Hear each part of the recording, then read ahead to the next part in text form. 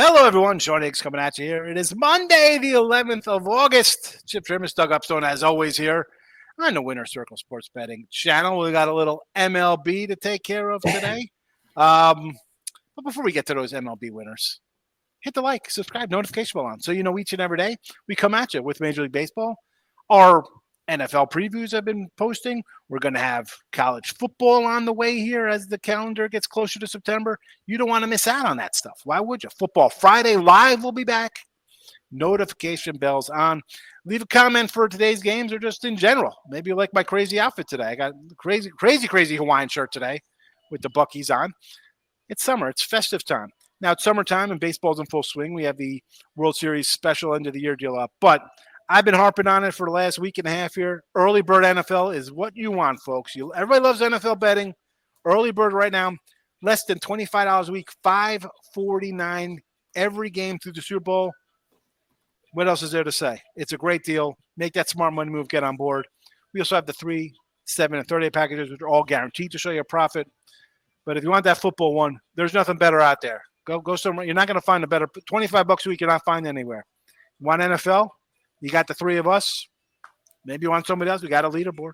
Find a capper like get that early bird money there. Early bird gets worm. Chip Chirimbes, and you're an early riser, right? I mean, it's early out here. I'm in Vegas with you right now. It's early time. Hot, 90-some degrees, festive here. We got Philly and the Reds here. Chip, the Philadelphia Phillies, guy behind the glass, he's excited. They look like they could be World Series bound. Who knows? Maybe the Brewers are in front of them. They're a little bit of an underdog today, though, versus Abbott and the Reds. And you look at the Reds, they've come on a little bit, but they're still the Reds. And, Phillies have been there, done that, getting to playoffs and advancing further. This Abbott, though, I mean, look at his numbers. The kid has been fabulous, absolutely fabulous. And Walker, on the other hand, last year injured. He threw for 83 innings. He's at 79 innings this year.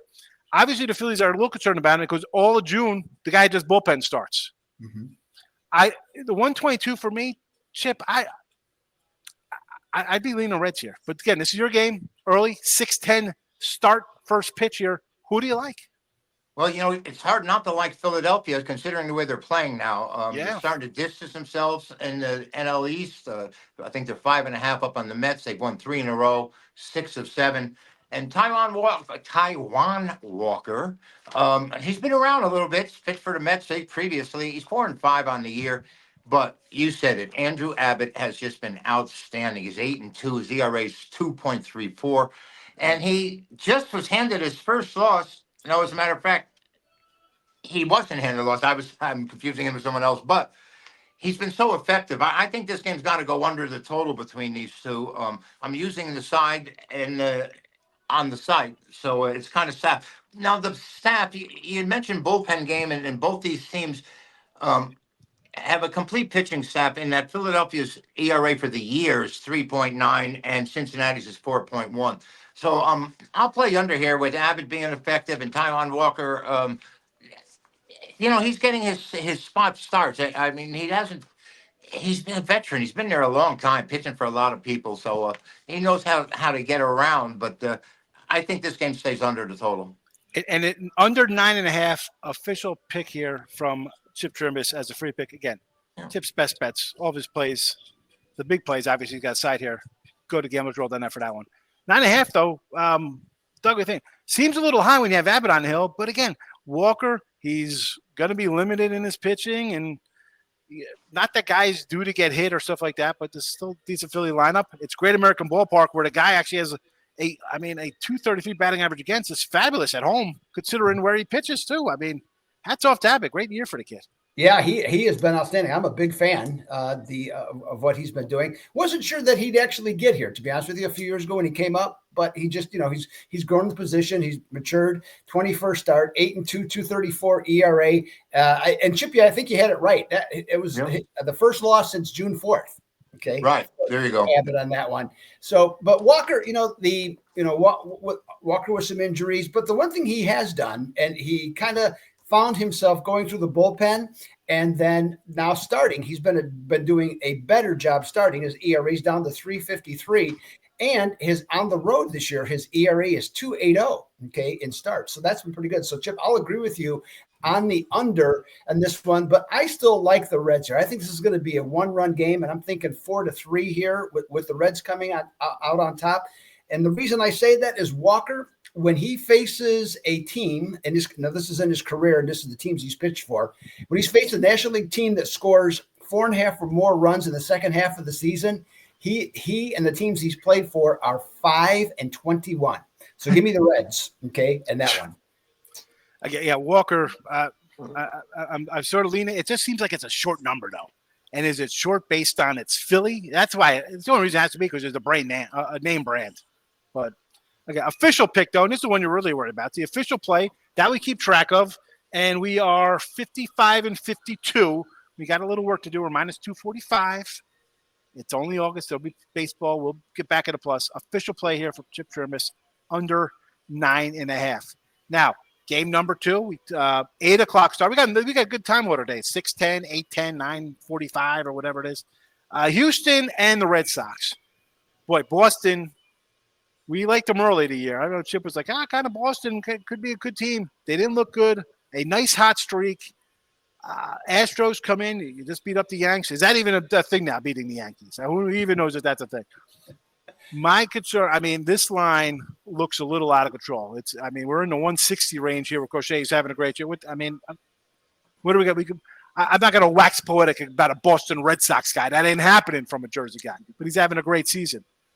Do I like him in this spot? Like a run line in the spot with him? Absolutely. Christian Javier, first start back, Doug. I don't like first start back guys. I've seen Snell lose. I've seen Glasnow lose.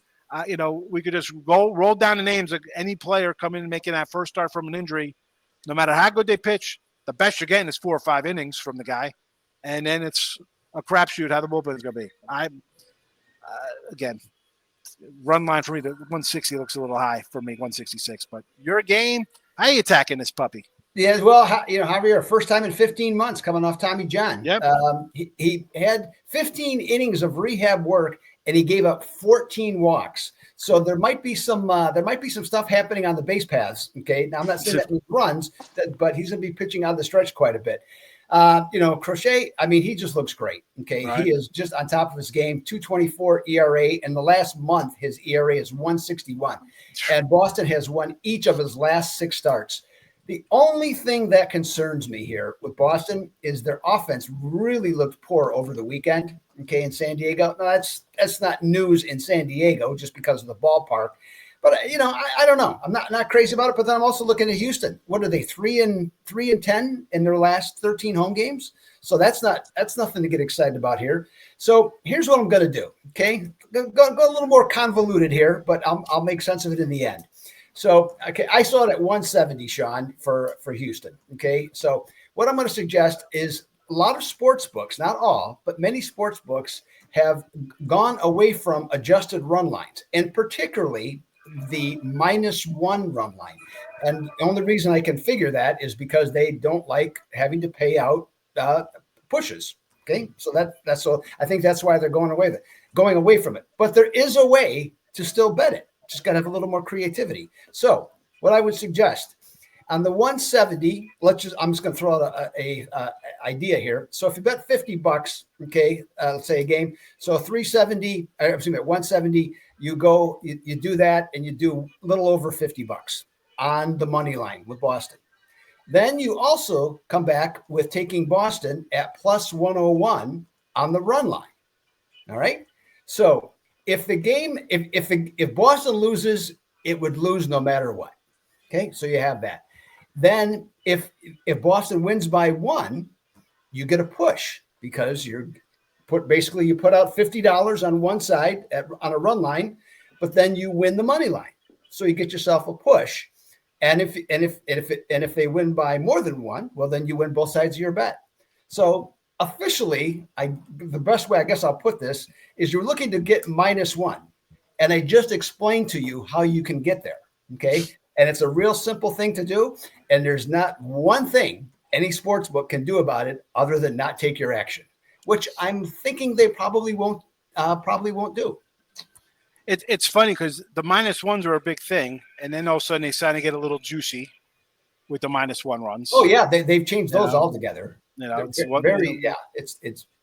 terrible. You mentioned the Stros at home, right, Chip? We saw them get swept there by the A's after they had a nice series against Seattle, and you're off a nice little series against the Yanks winning. You could come home pumped up. But yeah, Javier has a pitch since last May. Chip, even as a dog, I'm not running to take that guy as a dog. Okay, Boston lost to a Dodger or to a Padre team that has a pretty good bullpen and decent starting pitching. That's okay for me. But I agree with Doug here's play. Chip, what do you think about this one?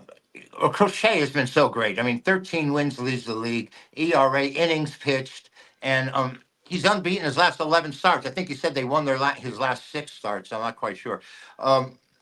I would have to play the run line here. I mean, Boston's such a heavy favorite on the road against Houston, and all I keep thinking about is Altuve whacking the ball. This guy but they, like you said, I think they're 4-11 in their last 15 at home, or they haven't played well at home. Let's put it that way.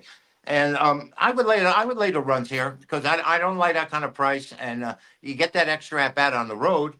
But this Crochet, all I gotta say is thank God for baseball. I got buried in the football opening week, and the Megabucks just keep winning. So I hope the baseball season goes till December. But anyway, I'm gonna play Boston. I would play the run line, Doug, with you. I want to say with Crochet, I think last year with you guys, I know with Fargo, I talked about it. When he refused to trade, he's like, I'm not pitching anymore. I'm shutting down. He didn't want to get traded to a team and go into the bullpen or whatever. And I think you guys agreed. We were talking about it.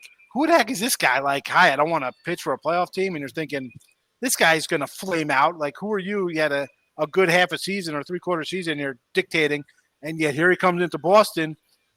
That's a pressure cooker. That ain't some easy place to play as a new guy coming off of something like that. Oh yeah, don't trade for me because I'm not going to pitch in the playoffs. And yet here he is, churning away. He's doing a good job. No, Chip, what are you gonna say? Yeah, I like the guy. I mean, you said there's no pressure. I mean, there's probably less pressure pitching for Boston than pitching for the White Sox, because with the White Sox, you have no chance. At least with Boston, you may be pressured to win, but you have better players behind you. Well, that's what I'm saying. That's more of a pressure in Boston playing over there, coming in with an attitude I'm not pitching in the playoffs, you're special. Fella, you pitched 6 months. When is that? You're saying that if Boston makes the playoffs, no. Not going to pitch? Last year, you might not remember, he was looking at trading. He said to his agent, if I get traded, I'm not pitching in the playoffs for whoever trades for me, because he was going to be a free agent or whatever the case. He didn't want to, whatever he wanted to do. He said he wasn't pitching. And do you remember that, Doug? Yeah, I do. Yeah, and then and the White Sox, and they've continued to do this. The White Sox, they started him a number of games in the second half, but he pitched 2 or 3 innings in each one of them. So it was 50, 60 pitches tops. And something you just said about pitching in Boston. John Lester was recently at a Cub game for the Ryan Sandberg Day. Okay. And he was talking, and they were talking to him extended, and he said, he said 2 great fan bases, the Cubs and the Red Sox. He said, but one thing, it's much easier to go from Boston to somewhere else. For example, he thought it was great going from Boston to Chicago. He said, but if I had to go from Chicago to Boston, he goes, that would have been a lot different, because the what goes on with the fan base and then in the local media, he goes, it's a lot tougher. He goes, so that's not for everybody. So it just was an interesting thing to hear, a veteran player like him say that, even with as much success as he had in both places. Yeah, no, it's the truth. It's the truth. Isn't Lester the guy that couldn't throw the ball to first base on a pickoff attempt? Yeah, I think he went years without doing it. Yeah, right. Literally, years. He used to have to step off the mound as opposed to throwing it to first. But what's that? The guy could throw the ball to the plate. He was a great pitcher. In fact, Joe Madden did not know that he did not throw to first base when he first got to the Cubs. Right. It was like May before he realized. I don't throw to first. Like he's an actor. I don't go right on stage. This is my bad side. I'm not throwing the ball to first base. That's not my thing. I just thought that was hilarious. Chuck Knobloch tried that, and they moved him to left field. But he said, "You know what? I'm not throwing to first base anymore." I said, "Okay, well, we got to move you somewhere else there, Chuck." Yeah. Oh, same with Dale Murphy as a catcher. Oh yeah. How about Mackey Sasser? Mackey Sasser couldn't throw the ball back to the pitcher. You just have to walk it to him. Yeah. Oh, remember that? I was like a young kid when that happened. I'm like, what And the heck? Steve Blass went from winning 2 games in the World Series to couldn't throw the ball at the plate anymore. He just started hitting batters in spring training. Career just ended. But went on to be a good announcer, by the way, in Pittsburgh, as he had a long career as an announcer there. But yeah, that was the strangest thing I have ever seen in baseball. That was amazing, wasn't it? Yeah, I mean, that was flat out amazing. Yeah, agreed. We'll recap the first 2 free picks here. Under 9.5, Philly and the Reds for Chip. -1 for Doug and the Boston Red Sox over Houston. Again, these are the free picks.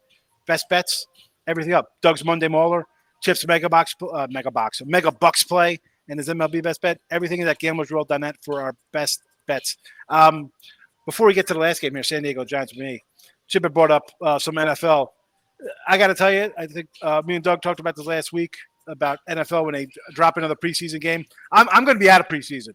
The fact that these lines go from +2 to -6 and just you don't have a prayer. There's no – it is – what a wacky first week, and I'll just leave it at that. I'm not going to say anything to that. Chip, underdogs, though. Well, the thing was it all. I think. Well, if you discount the Detroit Atlanta game, underdogs are 12-4, I believe, and overs are, I think, 13-4. If I'm not mistaken, I think it's 13-4, or either that or 12-4. But it's crazy. Numbers, so some of the underdogs started out as favorites, though. It's just bizarre. Right, exactly, right. I mean, that's. Oh, it's like, the dogs are winning, but they were favored. Right. Yeah. And the other thing too, a good friend of mine sent me this over the weekend, that if the day before the game, okay, if a line moved more than 2 points, I thought he told me it was 10-4. If the line moved more than 2 points the day before the game. So whatever the starting line was, and it was 2 points difference 24 hours before the game, if you went against the line move, it was 12-4 or 10-4. Excuse me, 10-4. So Chip, something to keep in mind, maybe this week. Yeah, who knows? I'm not. That's I'm just shaking my head. Sometimes during the preseason, sometimes the lines they give you is such a key. And how did New Orleans open a favorite at the Rams? I mean, at the Chargers, after the Chargers had just put on a great game against the Hall of Fame game against the Lions, against Detroit. Then they come home and they're an underdog. And the hardballs are playing to win. That game threw me completely out of whack with New Orleans opening. If they don't even have a quarterback, with the Saints opening a favorite in Los Angeles. Yeah. It's that game really knocked me for a loop, and I think I'm gonna go hide for about a month. I like the Saints. I thought, you know what? I'll do Saints. I think I had -115 because and I did it after. I'll tell you when I bet that game. It was after the Chargers lost Slater for the year. I'm like, there is no way in HE double hockey sticks. They just won at the Hall of Fame game pretty good, right? They beat them up 34-7, whatever that was. No way they're going to risk anything going kind of crazy here off the, that was my thought of it. Yeah, loser. I'm loser town. That's where I'm at today. You can't win them all, but sometimes when you get beat like that, you're saying, where, you have to reevaluate what you're doing. That's what I'm like, you know what? I don't even know what I'm doing this week with that. I'll stick with baseball. I'm with you. Baseball's been on a nice little run. Let's keep it going. Final free pick here in the trifecta, the late game, 9:45. I'm seeing first pitch here. Webb and Darvish. And we get Webb laying a big number here. A 5.18 ERA here. I got to move my little notebook around here. I had it laying on this other thing here. So pardon my movement here. Not vintage Webb by the least. Even at home, he's been struggling a little bit. Now look at his last numbers. I mentioned the 5.18 ERA, which, all right, I'm more of a whip kind of batting average against this guy myself. A couple bad ones in there. 6 runs versus the Dodgers, 6 runs versus the Mets. I can live with that. 4 runs with Toronto. Again, these are teams that kind of hit a little bit. You ran into a Toronto team that was starting a red-hot streak. The Mets were hot at the time, and the Dodgers they just win games at Dodgers. I can't even make fun of the Dodgers anymore. All they do is get first place in the NL West. I want to look at the over here on this one because as bad as the San Diego offense is, and they've been an under team most of the year, I think they're going to get Webb a little bit here. They're still in the playoff hunt for the wild card. They're 3.5, 4 back. They're still sort of in that window of we're competitive, right, Doug? But Darvish, I am not a Darvish guy. As good as the bullpen is, They're going to come in for the last 4 innings. They got worked against Boston. Like the bullpen was in use, extra innings, close game. Not like they're coming in here all fresh kabooti with like 10 fresh arms. They were in use. I'm going over the total. Give me the over. It is 7.5 over for me, Doug. Yeah, well, I'm going to go something along the same line, talking about Logan Webb. Like I said, he's really struggled. And here's something to consider if you're looking at prop bets, is that his total is 18.5 outs for prop bets. He has surpassed that total once in his last 8 starts and none in his last 5.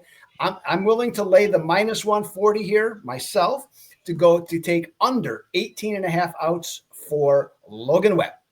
Under 18.5 outs. Also, I want to add this for Webb. I mentioned those games versus the Jays and Mets. 12 runs in those games. He's only allowed 10 in those other starts. So he's been pretty solid. But again, I think Darvish is getting hit. I think Webb is going to give up his 2 or 3. And I'm with you because he's going to give up some runs. We get the under for his props, and we're going to go over the 7.5. And Chip is going to maybe come in with a side. I don't know what Chip has on this one. Yeah, I have a side, but the thing, Logan Webb's won 10 games and he's lost 8. He's got 18 decisions. That seems like an awful lot to me. His ERA on the year is 3.24. The Giants have beaten the Padres the last 2 times they played them. I'm very fortunate this weekend. I had the Padres on both Saturday and Sunday over the Red Sox, and it's always great to beat Boston.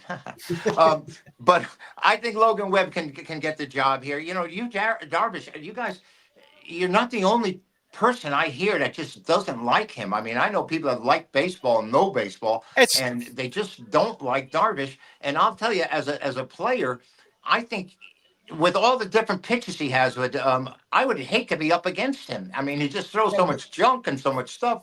And I think the Giants are the side today with Webb on the mound. He's 39 though, isn't he? That's what I'm getting at here. It's not like I'm out here like I got a dartboard with his face on it. At this point in his career, I'm not loving the guy. I'm going to look to fade him.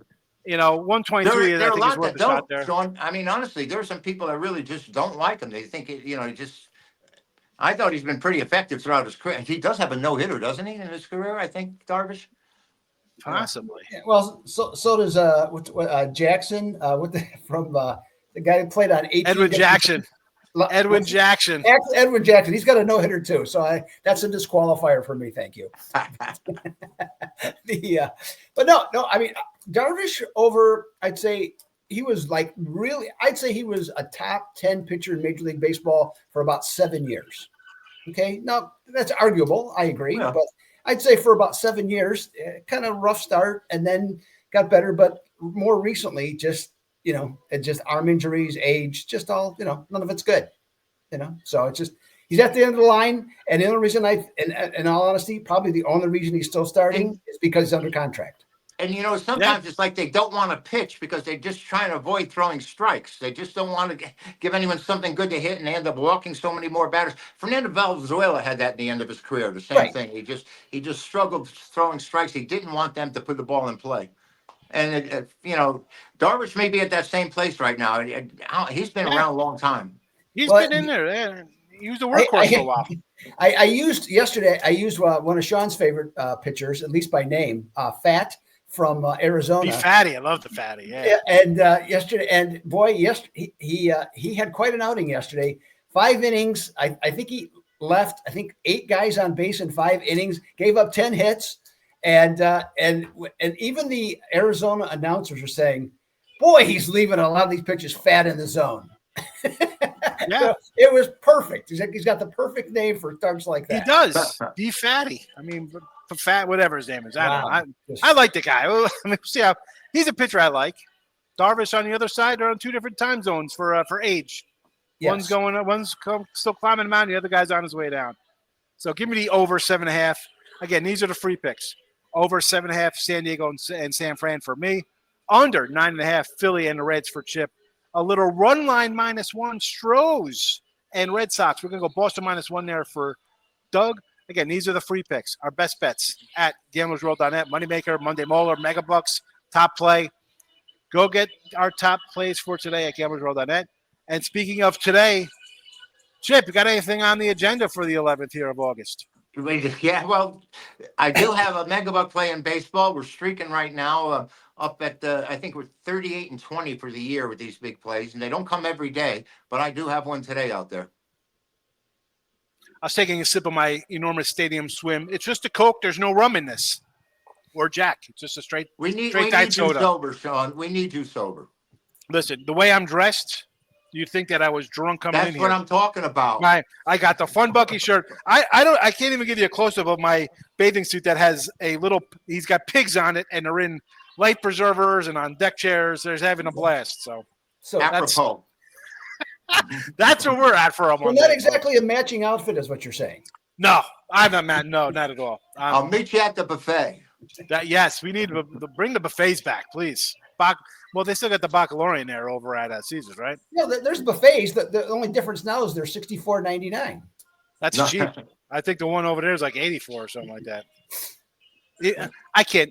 That's another conversation for that stuff. I mean, I'm a fat guy. That's a waste. That's a waste. Then. All right, enough about being fat. You got the free picks under Reds, over Giants, Boston -1. 3 winners for you. Best bets at gamblersworld.net. Gentlemen, happy Monday. Good to see you. Good luck, everybody.